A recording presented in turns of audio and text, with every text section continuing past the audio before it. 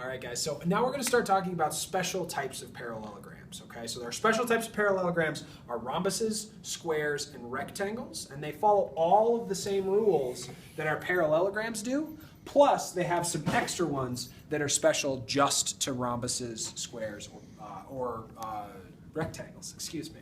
Okay, so for this first one, it gives us a picture of our shape, it tells us it's a rhombus, and it asks us to find BC. Okay, our given information here is the side length DC. So this line right here is 31.5. Okay, and if I know that DC is 31.5, how can I find BC, that green side right there? Okay, so we're going to come up here, we're going to look at what we know about rhombuses, and specifically this second point right here. It tells us for a rhombus, all sides are congruent. Okay, and if all sides on this shape are the same, and I know this side, then I know all of the other sides. This one's 31.5, this one's 31.5, and more importantly, the one that we care about is also going to be 31.5, and I'm already done. Okay? And now, when we make this problem a little bit more difficult, okay, so DC and BC now have some algebra involved, but the thinking is the same. This side right here, DC, and this side right here, BC, the green and the yellow sides are still the same. Okay, so that means that DC 3x plus 2 and 5x minus 8 are congruent, or they're the same. So we're just going to set up an equation that says that. 5x minus 8 is equal to 3x plus 2. I can say that they're equal because I know that those sides are the same length. And now I just solve for x. Okay, minus 3x on both sides. Add 8.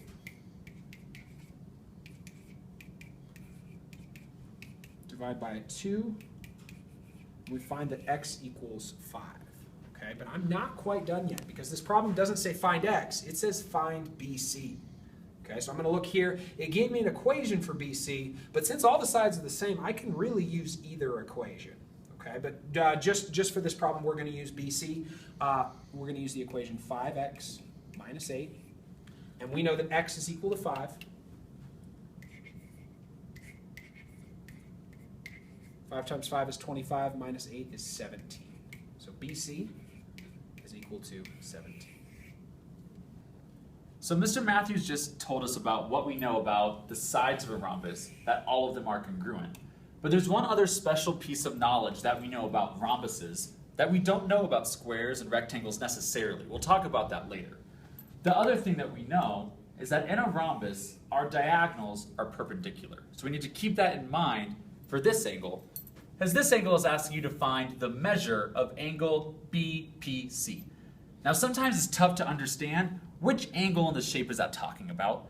So a really good strategy is to connect those three letters so you can see the angle we want you to think about.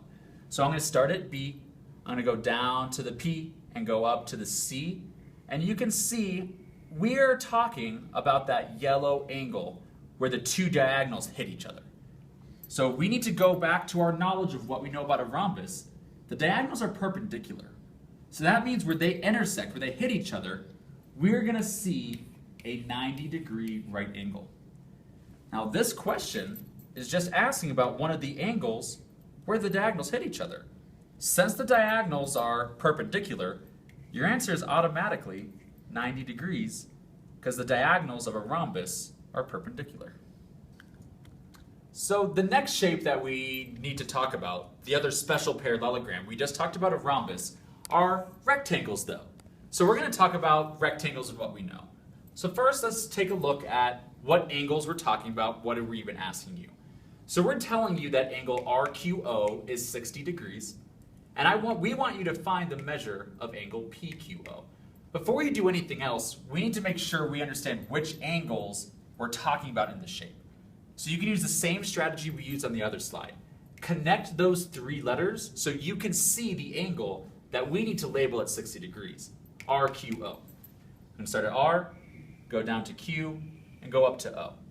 And you can see it's that green section that I drew. That's going to be 60 degrees. And now let's find what's the measure of PQO. So I'm going to connect PQO. We could go to P, I'm going to go over to Q, I'm going to go up to O.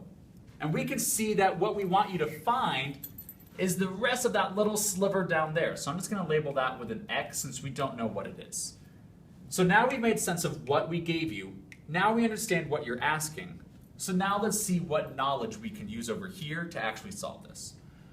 The thing that we understand about rectangles that we don't know about a rhombus or a parallelogram all the time is that every single angle in a rectangle are 90-degree right angles automatically.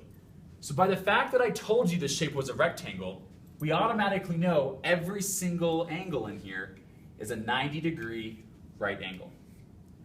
So that means that this green section and the yellow section have to add up to be 90 degrees. So we can write a little equation.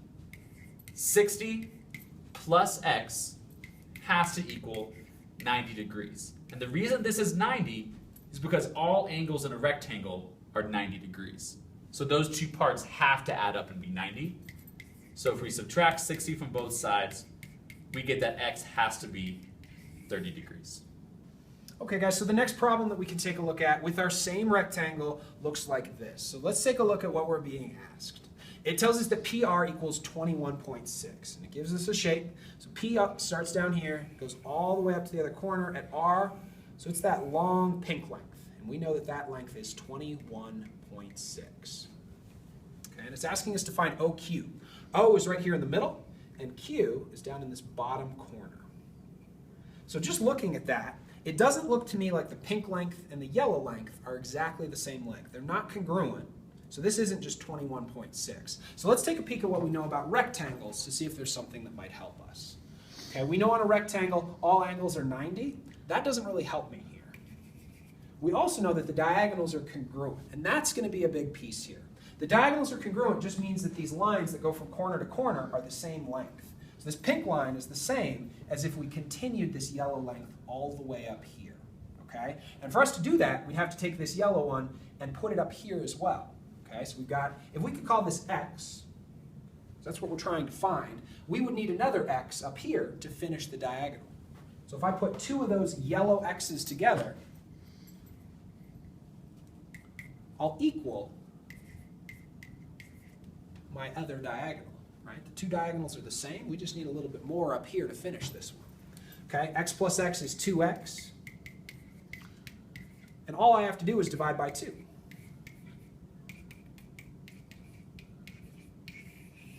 We end up finding that SQ, or x, is just 10.8. We can also incorporate some algebra into this sort of an idea. So this problem, we're still dealing with our same square and the same relationship. Okay, and on this one, we know that SO is 4x plus 4. We're also given that PR is 10x minus 6. We've got 4x plus 4 and 10x minus 6. So once again, those things aren't congruent, so I can't just set them equal to each other. And like we talked about in this last slide, this little side here is going to be half of the whole diagonal. Okay? So how that helps us here, we know that it's going to take 2 of these green lengths to make up 1 of the yellows. 2 of the green lengths are the same length as 1 of the yellows, so I just need to make an equation that says that. Okay? So 4x plus 4, there's 1 of the green lengths, and I'll add another green length. 4x plus 4. 2 of those green lengths are going to equal 1 of the yellow lengths. So that's 10x minus 6. Okay? So 2 of the greens are the same length as 1 of the yellows. And this is the hardest part of this problem. From here, it's just some algebra. We'll combine our like terms.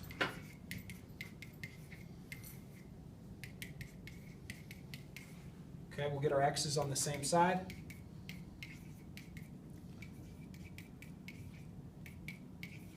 And then just finish solving for x.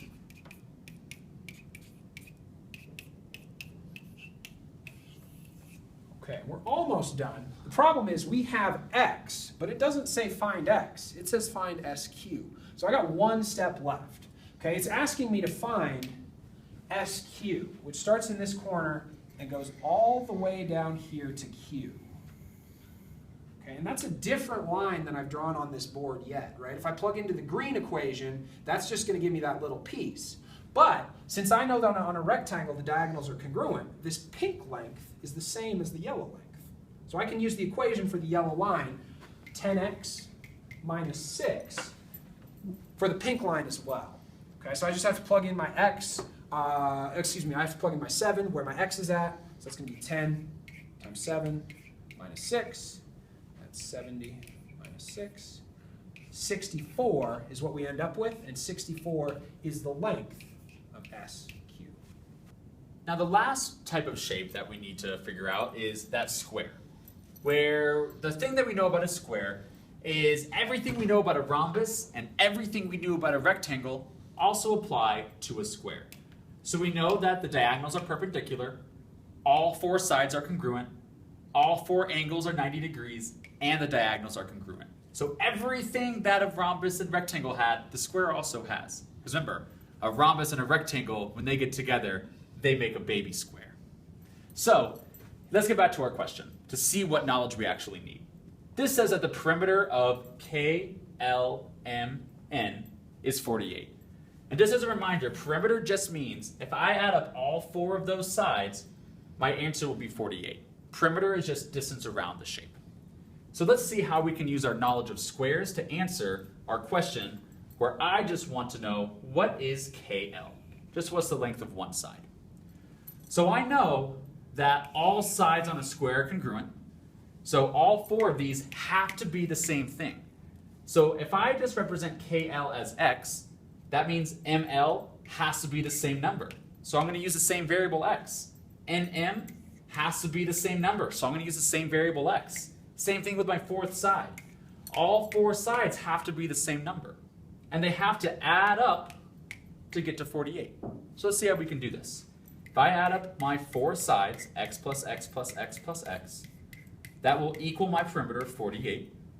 And now I just have to solve combining some like terms. All of these can be combined. X plus x plus x plus x is 4x equals 48. I can divide by 4 because every single side has to be the same. And I'm going to get that 48 is equal to 12. Sorry, not 48 is equal to 12. X is equal to 12. Which means that this side is 12, this side is 12, this side is 12, and this side is 12.